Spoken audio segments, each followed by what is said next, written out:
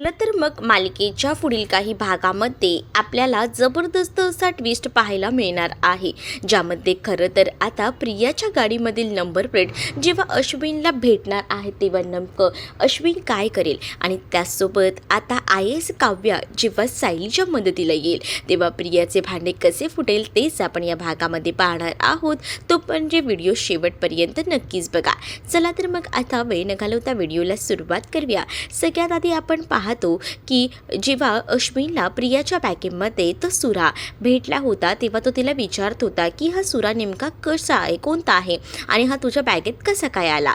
त्यावेळेला पहिल्यांदा प्रियाला काय उत्तर द्यावं हे सुचत नसतं, पण प्रिया ही मास्टर माइंड असते आणि तिला इकडचं तिकडे कसं करायचं हे बरोबर माहिती असतं आणि म्हणूनच प्रियाने आता अश्विनला सांगितलेलं असतं की अरे किचनमध्ये ना भाज्या साफ करायला दिल्या असताना मला ना तर नीट कापता येत नाही आणि त्याला ना धार करायची गरज होती आणि म्हणूनच मी धार करण्यासाठी म्हणून त्याला घेऊन गेले होते आणि प्लॅस्टिकच्या पिशवीमध्ये मग तू ह्याला का ठेवलेलं आहेस, म्हणजे एखादा मर्डरिस्ट चाकू असतो अगदी तसाच. त्यावर मात्र ती म्हणत असते तो बॅगेमध्ये ठेवायचा होता ना, बॅगेमध्ये इतरही सामान असतं. मग विचार केला की बाकी काही सामानाला धोका होऊ नये आणि तो शेवटी सुरा आहे आणि माहिती आहे ना तुला, बॅग फाटली तर मग काय करू, माझं पाकिट पण पडेल आणि मोबाईल पण पडेल. त्यामुळे मग मी ते विचार केला की प्लॅस्टिक रॅपमध्ये करून ठेवले तर काही प्रॉब्लेम नसेल. मग तुला काय वाटलं रे अश्विन, असंही आता ती म्हणत असते. अश्विनला जेव्हा ती आता हे सगळं काही विचारते तेव्हा अश्विन म्हणतो की काही नाही, पण आता अश्विनला ज्या काही गोष्टी क्लिक होत होत्या त्या वेगळ्याच होत होत्या म्हणून त्याने तसा प्रश्न तिला विचारला होता. पण त्याच वेळेला अश्विनला ती म्हणत असते की तू ना माझ्यावर संशयच घेतोस, तुला ना दुसरं काही येतच नाही, म्हणजे तुला काहीतरी वेगळं वाटलं असेल बरोबर ना, असंही ती मुद्दामून आता त्याच्याकडे बघूनच बोलत असते. पण तो काहीच नाही असं म्हणतो, पण नेहमीप्रमाणे त्याची नाटकं सुरू होतात. अशी रडून नाटक दाखवू लागते. त्याबरोबर अश्विन लगेच पाघळतो. अश्विन म्हणत असतो की तन्वी तू समजतेस तसं काही नाही गं, पण चल मला आता इमर्जन्सीमध्ये जायचं आहे कारण माझे अपॉइंटमेंट आहेत आणि पेशंटसुद्धा थांबलेले आहेत, त्यामुळे मला निघावं लागेल, असंही आता अश्विन तिला म्हणत असतो. त्यावर आता अश्विन आपल्या गाडीची चावी वगैरे घेतो आणि आता तो बाहेर गेलेला असतो कारण त्याला गाडीने पटकन आपल्या हॉस्पिटलमध्ये जायचं असतं आणि इमर्जन्सी केस असते त्यामुळे त्याला खूप जास्त घाई असते. प्रिया आता रडायचं नाटक करत असते. तेच प्रिया आता म्हणत असते की जाऊ दे, कुठे जायचं आहे तिथे जाऊ दे, मला काही फरक पडतो, मला आता माझं पुढचं काम करायला हवं, पैशांचा बंदोबस्त करायला हवा, कसा जमतोय तो, असाही विचार ना आता प्रिया मात्र करत असते. दुसरीकडे आता पाहायला मिळत असतं की अश्विन जो आहे तो आता घराबाहेर पडलेला असतो. घराबाहेर पडल्यानंतर तो आपल्या गाडीमध्ये बसतो. गाडीमध्ये बसल्यानंतर गाडी सुरुवात करायला बघत असतो, पण त्याची गाडी काही स्टार्ट होत नसते. गाडीत काही ना काही इश्यू असतो त्यामुळे गाडी स्टार्ट व्हायचं नाव काही घेत नसते. मग त्याला प्रश्न पडतो की आता मला इमर्जन्सीमध्ये गाडी कुठे भेटेल, जर अर्जुन दादाची गाडी असली असती तर तीच गाडी घेऊन गेलो असतो, पण आता काय करू हा प्रश्न डोक्यात येतो आणि त्याच वेळेला त्याच्या लक्षात येतं की इथे तर प्रियाची गाडीसुद्धा आहे. मग आता त्याच्याकडे तन्वीच्या गाडीची एक्स्ट्रा चावी असते कारण ती गाडी त्यानेच तिला दिलेली असते ना, त्यामुळे आता त्या गाडीची चावी तो घेतो आणि त्या गाडीमध्ये आता तो हळूच ना ते सगळं काही ओके आहे का बघत असतो आणि तेव्हाच तो डिक्की उघडून बघतो. त्या डिक्कीमध्ये त्याला नंबर प्लेट भेटते. नंबर प्लेट भेटल्याबरोबर तो विचार करतो की ही नंबर प्लेट ही तर नंबरची म्हणजे प्लेट आहे ती तर खरं तर अर्जुनच्या गाडीची आहे, मग नेमकं ही नंबर प्लेट हिच्या गाडीमध्ये कशी. मग त्याला कुठेतरी संशय वाटू लागतो की काहीतरी गडबड आहे, पण आता मी जर हिला विचारायला गेलो तर पुन्हा काहीतरी उत्तर देणार आणि आता अश्विनला हे सगळं नकोसं असतं. अश्विन विचार करतो की राहू दे, मला तर ही नंबर प्लेट भेटली आहे ना हे तर माझ्या लक्षात आहे आणि मग तो पुन्हा एकदा त्या गाडीच्या डिक्कीमध्ये तशीच ती नंबर प्लेट ठेवून देतो आणि त्याला इमर्जन्सी केस असते त्याचसाठी तो तिकडनं निघून जातो. दुसरीकडे आता सायली ही आता मदतीसाठी काव्याचा हात मागते. काव्या तिच्या मदतीसाठी आलेली असते आणि काव्या आणि सायली या दोघीही जणी आधी प्लॅनिंग करतात की काय करायचं आहे. खरं तर ना आता काव्याची मदत यासाठी हवी असते कारण प्रियाच्या मोबाईलमधील गुपित हे शोधून काढायचं होतं, कारण जर सायली जे आहे ती स्वतःहून मोबाईल मागायला गेली किंवा प्रियाचा मोबाईल कुठेही तिला भेटणार नाही हे माहिती आहे आणि मग प्रिया काही स्वतःहून मोबाईल देणार नाही आणि यासाठी तिने चतुर काव्याला आपल्या मदतीला बोलवलेलं असतं. काव्यासुद्धा आपला अभ्यास वगैरे सोडून तिच्या मदतीसाठी आलेली असते आणि सायलीच्या मदतीला जेव्हा ती येते तेव्हा मात्र आता सायली म्हणत असते की बरं झालं काव्या, मी तुला एक आवाज दिला आणि तू आलीस आणि तुझ्या या अवस्थेत सुद्धा खरंच ना या सगळ्या अवस्थेत तू इथे माझ्या मदतीसाठी येणं यासाठी खरंच पार्थ भाऊजींचे आभार मानावे लागतील असंही काहीसं आता इकडे सायली म्हणत असते. त्यावर मात्र आता आपल्याला अर्जुन भाऊजींना सोडवायचं आहे ना, त्यासाठी आपण काहीसुद्धा करूया, चल फक्त मला सांग काय करायचं आहे. तर सायली आता काव्याला सगळं प्लॅनिंग समजावून सांगते. म्हणजेच आता तिला प्रियाचा मोबाईल कशा पद्धतीने मिळवायचा आहे आणि प्रियाच्या मोबाईल चेक करून प्रियाच्या मोबाईलमध्ये नेमके आता तिचे कोणाकोणा संबंधात कॉन्टॅक्ट होत आहेत या सगळ्याची इन्फॉर्मेशन काढायची आहे. आणि हे कार्य आता सायलीने काव्याला दिलेलं असतं, कारण काव्या या सगळ्या गोष्टींमध्ये एकदम पटाईत आहे. अगदी समोरच्याला कसं वेड्यात काढायचं आणि त्याला कसं बाटलीत उतरवायचं हे बरोबर काव्याला माहिती होतं. आणि हे काव्या एकदम काम जबरदस्ती करणार होती. आणि त्यामुळे आता सायली आणि काव्या या दोघीही जणी घरामध्ये जात असतात. त्याच वेळेला आता सायली घरात गेल्यानंतर काव्याला म्हणत असते की ये, तुझं आमच्या घरामध्ये स्वागत आहे. त्याच वेळेला कल्पना म्हणत असते की कोण ग सायली ही. त्यावर सायली आता काव्याची ओळख करून देत म्हणत असते की ही माझी मैत्रीण आहे. कॉलेजमध्ये असताना आम्ही दोघीही एकत्र असायचो असं देखील आता सायली काव्याबद्दल सांगू लागते. आणि मग काय, काव्या जेव्हा तिथे आलेली असते ना, तेव्हा मात्र आता तिथे प्रियाही उभी असते. आणि त्याच वेळेला कल्पना काव्याची चौकशी करत असते की तुझं काय चाललंय, कसं चाललंय, लग्न कधी झाले. तर काव्या म्हणते की हल्लीच माझं लग्न झालंय आणि ती आता प्रेग्नंट असल्याची गुड न्यूजही सगळ्यांना देते. आणि त्यामुळे आता कल्पनाही खुश असते. कल्पना म्हणते की बाळाची काळजी घे. आणि नवरा कसा आहे. तर काव्या म्हणते नवऱ्याविषयी तर काय बोलायचं, एवढा कमाल आहे ना की मी काही बोलेन आणि तो माझ्यासाठी काही करणार नाही असं होणारच नाही. सगळ्या काही गोष्टी अगदी माझ्या हातात आणून देत असतो तो, असंही आता ती म्हणत असते. जेव्हा आता या सगळ्या गोष्टी ती बोलत असते ना, तेव्हा मात्र आता काव्या म्हणत असते पण नाही ना, एक गोष्ट राहिली आहे. कारण आहे ना, मला माझ्या नवऱ्याकडनं ना छान असा मोबाईल घ्यायचा आहे. त्याला मी म्हटलं आहे मला आयफोन हवा आहे, पण त्यांनी सध्या मला थांबवलं आहे. पण मी त्याला म्हटले की आयफोनची क्वालिटी खूप छान आहे आणि कसं ना, मला नोट्स वगैरे सुद्धा काढायचे असतात ना, त्यासाठी मला हे बरं पडतं, म्हणूनच मी म्हटलं होतं. त्यावर आता प्रिया समोरच उभी असते. प्रियाचा मोबाईलमध्ये टाइमपास सुरू असतो. प्रियाच्या हातामध्ये काव्याला आता तो मोबाईल दिसतो आणि त्यामुळे आता काव्या लगेचच तो मोबाईल आपल्या हातात घ्यायला बघत असते. काव्या प्रियाला म्हणत असते की हा बघ, हाच तो मोबाईल. त्याबरोबर आता प्रिया दचकते. प्रिया म्हणत असते की काय झालं. मग आता काव्याला प्रिया म्हणत असते की काही प्रॉब्लेम आहे का. त्यावर मात्र काव्या म्हणत असते की प्लीज तुम्ही थोडा वेळ मला तुमचा मोबाईल दाखवता का, म्हणजे ना सेम मला मोबाईल असा घ्यायचा आहे, पण आहे ना त्याआधी ना मला माझ्या नवऱ्याला हा मोबाईल दाखवला ना तर तो मला ना लगेच घेऊन देईल.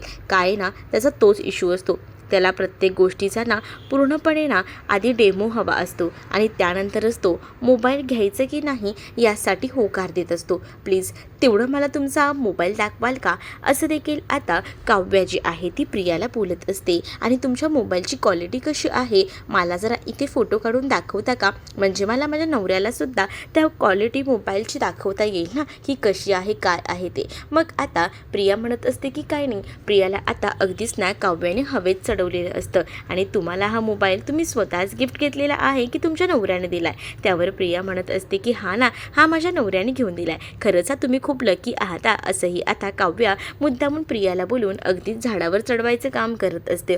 आणि त्यामुळे आता प्रिया ही एकदमच खुश असते. आणि मग काय इकडे कल्पना म्हणत असते की चला पोरीनो तुम्ही गप्पा मारा, मी येते. आणि असं बोलून आता कल्पना निघून जाते, कारण कल्पनाला रूममध्ये सुद्धा बाकी इतर कामं असतात. तर दुसरीकडे मात्र आता काव्याने फोटो काढायला म्हणून मोबाईल घेतलेला असतो, तोच ती सेल्फीसुद्धा काढत असते. आणि पहिल्यांदा बॅक कॅमेराने सुद्धा तिने फोटो काढून घेतलेला असतो. नंतर ती म्हणते की मी सेल्फीही बघते हा कसा येतो. आणि असं बोलून ती आता सेल्फीसुद्धा काढायचा प्रयत्न करते. आणि सेल्फी काढल्यानंतर तो फोटो खूपच सुंदर येतो. ती म्हणते की प्लीज हा मला व्हॉट्सअपला पाठवशील का फोटो. मग ती म्हणते की हो का नाही, पाठवते ना. तर त्याच वेळेला आता म्हणून काव्या खोकला लागायचं नाटक करते. मग आता सायली प्रियाला सांगते की जा पटकन तिला पाणी घेऊन ये, जा पटकन पाणी घेऊन ये. आणि मग जेव्हा प्रिया तिथे जाते तोपर्यंत काव्याला त्या मोबाईलमधला नंबर काढायचा असतो, कारण काव्याने सेल्फी काढायला तो मोबाईल घेतलेला असतो ना. तेव्हा मात्र आता काव्याला त्या मोबाईलवर आलेला मेसेज वरती पॉपअपमध्ये दिसलेला असतो. संतोषने मेसेज केलेला असतो की कधी कधी देताय तुम्ही मला पैसे, नाही तर नाईलाजाने मला माझं तोंड उघडावं लागेल. काय करू, मला पनवेल सोडूनही जाता येत नाही, असा काहीसा मेसेज त्याने केलेला असतो. आणि हा पॉपअपमध्येच तिने वाचलेला असतो. मग आता तिला कळलेलं असतं की हा संतोषच हा मुख्य कोणतरी आहे, याचा नंबर भेटला तरी बऱ्याच गोष्टी कळतील. मग आता प्रियाला किचनमध्ये तर पाठवलेलंच असतं. सोबत प्रियाला टाइमपास करत असल्यामुळे उशीर होत असतो म्हणून सायली मुद्दामून जाते, प्रियाला ढकलते. प्रियाला तिने ढकलल्याबरोबर आता मात्र सायली तिचा धक्का प्रियाला लागतो तर प्रियाच्या हातातला ग्लास खाली पडतं आणि मग काय सगळं पाणी पाणी होतं. सायली म्हणत असते, काय करतेस हे ग प्रिया, तुला एक पाणीचा ग्लास द्यायला सांगितलाय तरीसुद्धा हे पाण्याचा ग्लास आता खाली पडलाय नाही, पाणी सगळं पुसून घे, तोपर्यंत मी तिला पाणी देते. तोपर्यंत काय इकडे मात्र आता काव्या पूर्णपणे आपला गेम करत असते. काव्याला मोबाईलमधला नंबरही भेटतो आणि त्यासोबत काव्याला ते मेसेजही भेटलेले असतात. त्याचा स्क्रीनशॉट काव्याने आपल्या मोबाईलमध्ये काढून ठेवलेला असतो जेणेकरून आता ते सायलीला उपयोगी पडेल. आणि त्यानंतर मात्र आता काव्याचं काम झालेलं असतं. काव्या म्हणत असते की मला पाणी द्या. मग पाणी पिल्यानंतर काव्याला थोडं बरं वाटतं. काव्या डोळ्यानेच इशारा आता सायलीला करून सांगत असते की आपलं काम झालं आहे. त्याच वेळेला प्रियाला ते म्हणत असते की बघ मी तुझ्या मोबाईलला काही हात लावला नाही आहे, मला जरा फोटोज देतेस का, कसं दुसऱ्यांच्या मोबाईलला हात लावणं बरोबर वाटत नाही ना, मी फक्त माझे फोटोज बघितले पण ते सेंड करून काही घेतले नाही, जरा देतेस का गं मला सेंड करून. असं आता काव्या उगाचच बोलत असते, तिचं काम तर झालेलंच असतं. मग काय काव्याच्या मोबाईलमध्ये प्रिया तिचा नंबर सेव्ह करते आणि तिला फोटोज पाठवून देते. तर दुसरीकडे मात्र आता काव्या आणि सायली या दोघीही जणी आता रूममध्ये जातात. म्हणजे सायली काय म्हणत असते काव्याला, चल मी तुला माझी रूम दाखवते, आणि असं बोलून ती तिला रूममध्ये घेऊन जाते. आणि जेव्हा रूममध्ये घेऊन जाते ना तेव्हा मात्र आता काव्या सायलीला ते पुरावे दाखवू लागते. हा नंबर खूप जास्त महत्त्वाचा आहे आणि या नंबरचे आलेले मेसेज बघ, या नंबरमधून असं तुला वाटत नाही आहे का की हाच मुलगा जो आहे तो प्रियाच्या या सगळ्या कटकार असताना सामील आहे. बघ आपल्याला ह्याचा नंबर भेटला आहे, ह्याचं जर लोकेशन आपल्याला सापडलं ना तर खूप बरं होईल. तू एखाद्या तुझ्या ओळखीतल्या पोलीस ऑफिसरला हा नंबर देतेस का. मग सायली आता चैतन्याला कॉल करायचं ठरवते, कारण सायलीला माहिती असतं की चैतन्य आपल्या ह्या सगळ्यामध्ये मदत करेल. मग सायली लगेच चैतन्याला कॉल करते आणि चैतन्याला म्हणत असते की चैतन्य भाऊजी माझं एक काम होतं, मी तुम्हाला एक नंबर पाठवते, तेवढा नंबर आहे ना प्लीज ट्रॅक करून बघा, म्हणजे काय ना आपल्याला त्याचं लोकेशन सापडलं ना तर आपण अर्धी लढाई जिंकलीच म्हणून आहे असं समजा. मग आता हे सगळं कसं काय शक्य झालं, त्यावर मात्र आता सायली सांगत असते की हे सगळं काव्यामुळे शक्य झाले. म्हणजे माझी मैत्रीण काव्या ती खरं तर आली होती आणि प्रियाच्या मोबाईलमधलं सत्य मला बघायचं होतं, कारण प्रिया असं तर आपल्याला मोबाईल कधी हातातही देणार नाही आणि ती कुठे चुकूनही ठेवूनही जाणार नाही. पण आता आपल्याला प्रियाच्याच मोबाईलमधले एक फोटोही भेटलेला आहे स्क्रीनशॉट त्या मुलाचा, आणि त्यासोबत तुम्हाला ना मी त्याचा नंबरही पाठवते, प्लीज त्याचा नंबर ट्रॅक करा. तो पनवेलमध्येच आहे अजून, कारण का त्या मेसेजवरनं तर कळतंय पनवेलमध्येच असल्यामुळे आपल्याला शोधायला खूप जास्त सोपं जाईल.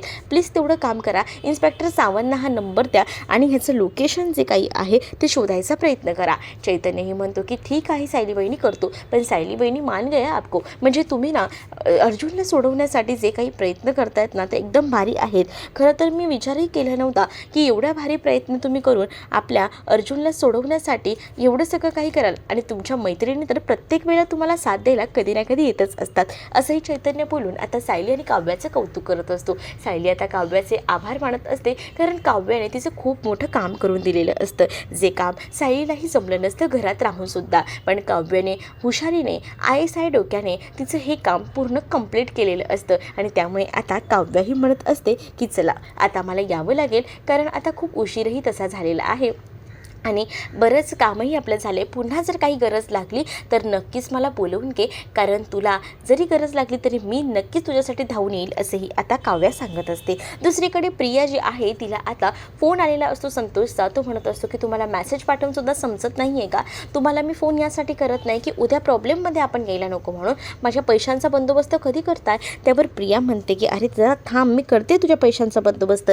इथे प्रियाकडेच पैसे होत नसतात म्हणून प्रियाची चिडचिड होत असते आणि म्हणूनच प्रिया आता त्याला सांगत असते की जरा थांब, तुझं काम होईल. प्रिया जेव्हा आता त्याला हे सगळं काही सांगते तेव्हा मात्र आता तो म्हणत असतो की लवकरात लवकर पैशाचा बंदोबस्त करा. जर पैशाचा बंदोबस्त नाही झाला आणि मी पकडलो गेलो तर मी काही खोटं बोलणार नाही आहे, जे खरं आहे ते मी बोलणार आहे, कारण हे कृत्य काही मी केलेलंच नाही आणि उगाच ना मी नको तिथे अडकत नाही 4 पैशांसाठी, असंही आता तो बोलत असतो. त्यावर प्रिया म्हणते की जरा तोंड बंद कर, तुला म्हटलंय ना मी तुला तुझे पैसे देते, मग थांब जरा शांत हो. आणि असं बोलून तिने आता फोन ठेवलेला असतो. नंतर दुसरीकडे दुसरीकडे प्रिया विचार करत असते की काय करू, पैशांचा बंदोबस्त कसा करू. अधिराजचं अकाउंट क्लोज झालेलं होतं, त्याच्यामुळे अधिराज काही पुढचे 8 दिवस हिला पैसे पुरवणार नव्हता.